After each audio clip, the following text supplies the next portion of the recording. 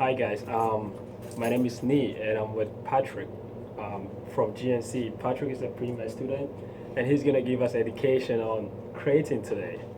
So, so in my opinion, creatine is an absolute essential when it comes to working out. It's definitely a needed supplement, and that's because whenever you're working out, your body uses a lot of ATP, which is adenine triphosphate, and once it uses that ATP, that's the prime energy source. So what happens is the ATP molecule, it has three phosphate groups. And so what happens is whenever you're working out, one of the phosphate groups gets cleaved off and it leaves you with ADP, which is adenine diphosphate. So you're only left with two. And that molecule is useless now. You can't use it for energy.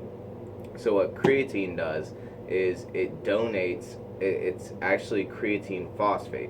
So it donates its phosphate group back to the ADP molecule to turn it back into ATP. What that means is that you're going to have more energy to be able to keep doing the exercises. So instead of maxing out at say 8 reps, you're going to be able to push 10 or 12 reps now.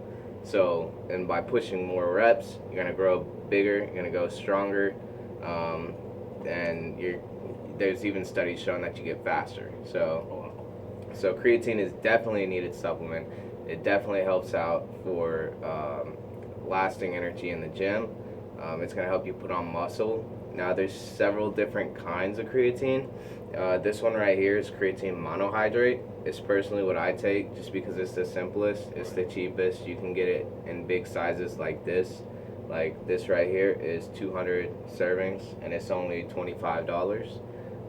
Then there's other forms such as creatine hydrochloride, which is just the purest form of creatine. So if you don't really have a price point, I would probably recommend hydrochloride. It also cuts down a little bit on the water retention that you might hear of with monohydrate. So if you have the money, creatine hydrochloride is the way to go. If not, monohydrate is just as good. All right. So do you have any questions about Yeah, this? so I saw that there are differences. This looks like a tablet and Right. that is like a powder form. Is there any differences in absorption? No, there's not really going to be a difference. The only thing that they do here is they basically take the powder and mix it with like a cellulose to kind of give it a hard form. So whenever it hits the stomach acid, the pH of the stomach acid is just going to destroy the tablet and it's going to absorb the exact same way. All right.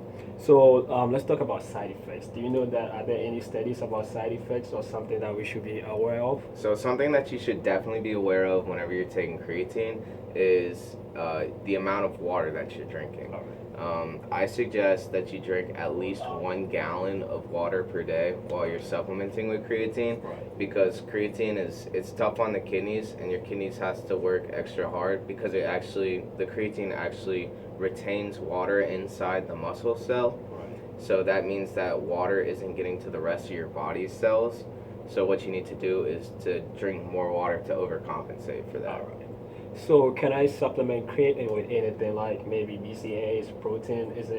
Yeah, is it gonna be effective? creatine can be taken any time of the day. All right. It all needs 1 serving per day. You can mix it in with just water, or you can mix it in with your protein shake or your BCAAs.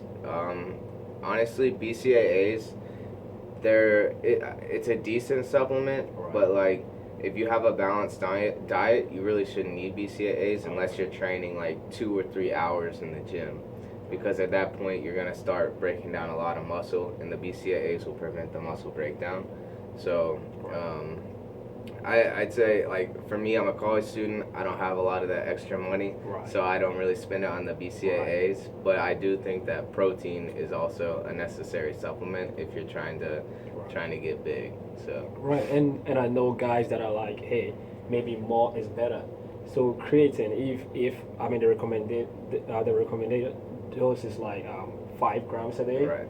and I try to put on like maybe 10 grams, 20 grams, is it gonna be effective or it's just gonna, So a lot of people advocate for the creatine loading phase, which Right. is kind of what you're talking about, where you take like 5 scoops a day for the first 2 weeks. It's really not necessary Alright. because your body tops off at a certain level, Right. and it's really going to be at this level, and so anything extra, you're just gonna be excreting out, and you're just wasting your money. So All right. I would just suggest the 5 grams daily, and you're good to go. All right. Okay. Thank you very much, Patrick. No worries. Thank Thank you. I you. appreciate it. All right. Look, guys, you heard from Patrick.